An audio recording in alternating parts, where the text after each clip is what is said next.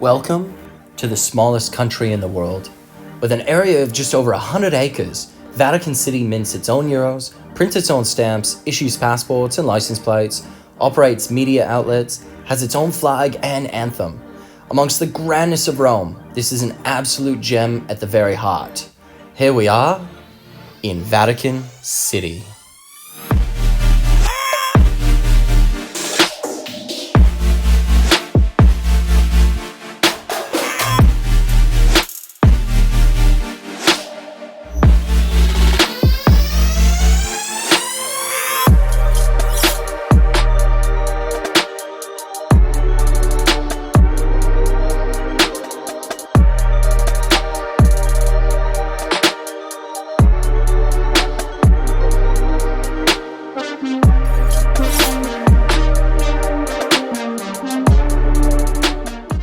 First off, as a bit of an advisory statement, I can safely say this was by far the busiest, most popular attraction we came across in our travels.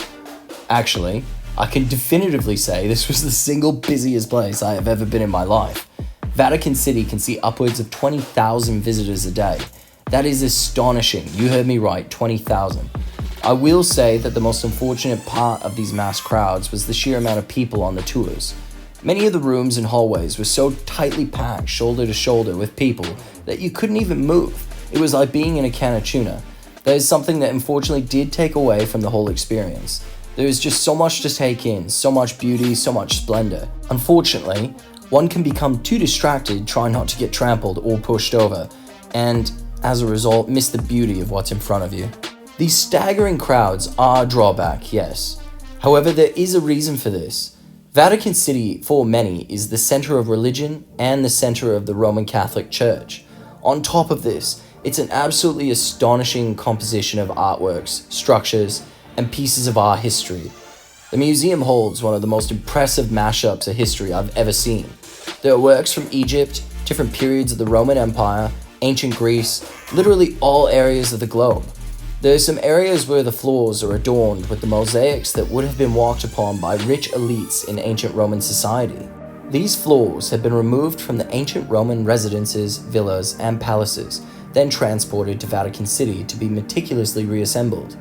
Some of the statues and works seen in the Vatican were gifted to the Papal State, where others were brought here after conquests.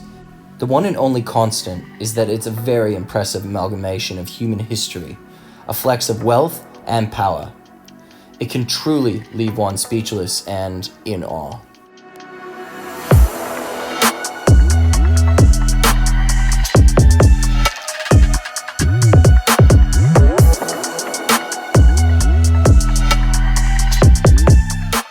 One of the things I find truly astonishing about the Vatican is that every single thing you're walking past or looking at is a work of art. There isn't a single centimeter of space on any wall, ceiling, or floor that you can't call an absolute masterpiece. If you look down, you have some of the most beautiful marble floors and mosaics you'll ever see in your life. Look up and around, and you have gold-adorned ceilings with lavish artworks and paintings. It's absolutely staggering. I think I have some new decorating ideas.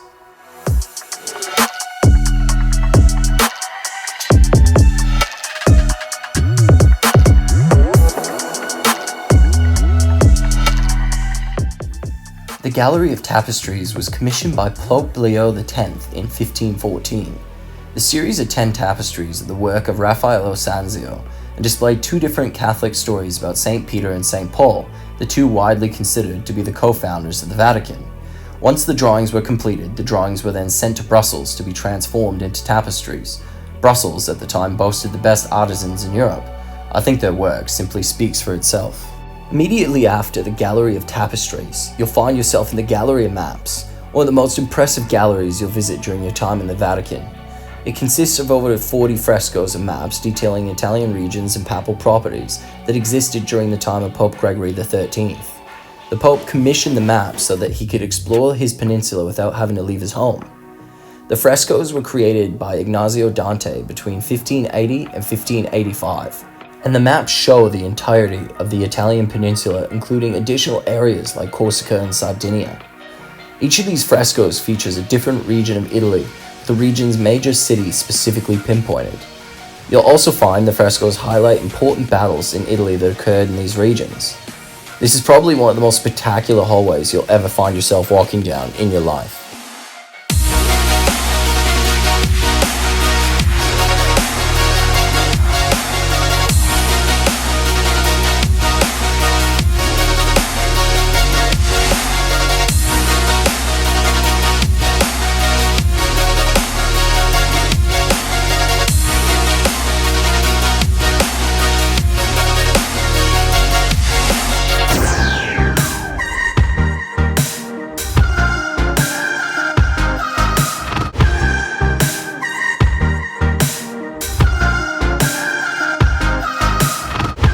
The Sistine Chapel hardly needs any explanation.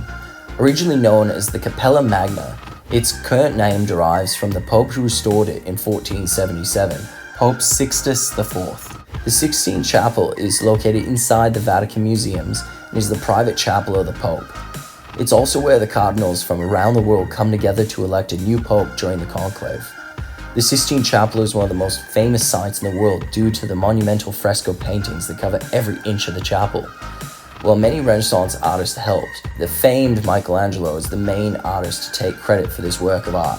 He dedicated almost 10 years of his life to this one project while living and sleeping in the same room that he worked in.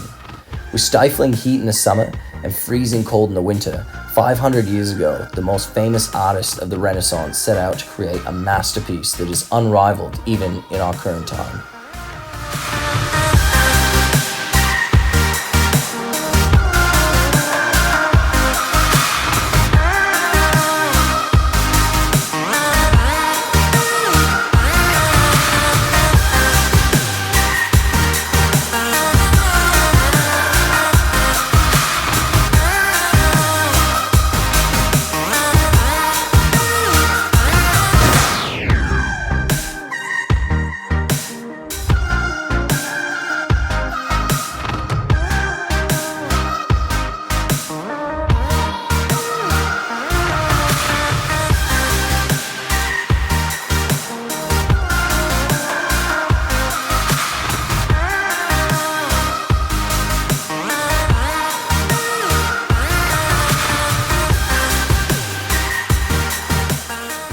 St. Peter's Basilica, as it stands today, was built atop the original basilica, which stood between the 4th to 16th centuries. Construction of the original basilica began during the reign of Emperor Constantine I between 318 and 322 AD, taking 40 years to complete. As with most sites in Italy, most buildings are built atop older buildings, which in turn built atop ancient Roman sites. St. Peter's Basilica is no different, being built atop a Roman necropolis which stood on Vatican Hill in ancient times. This necropolis was a maze of catacombs with what was once believed to be the tomb of St. Peter at its center. When a great fire leveled much of Rome in 64 AD, Emperor Nero, seeking to shift blame from himself, accused the Christians of starting the blaze. He executed them by crucifixion. Among those crucified was St. Peter, disciple of Jesus Christ, leader of the apostles and the first bishop of Rome, who was supposedly buried in a shallow grave on Vatican Hill. By the 4th century, the Christian religion was officially recognized in Rome, and Emperor Constantine began construction of the original basilica on this site. At the base of Vatican Hill was the ancient Roman site, the Circus of Nero, where charioteers trained and where Nero is thought to have martyred the Christians. The site was constructed by Roman Emperor Caligula. Fun fact, the obelisk standing in the center of St. Peter's Square was originally crowning the center of the Circus of Nero. Caligula had his forces transport the obelisk all the way from Heliopolis, Egypt. The obelisk, made of a single piece of red granite weighing more than 350 tons, was erected for an Egyptian pharaoh more than 3,000 years prior. In 1586, it was moved to its present location in St. Peter's Square. So when I say this place is a mashup of history, I mean it.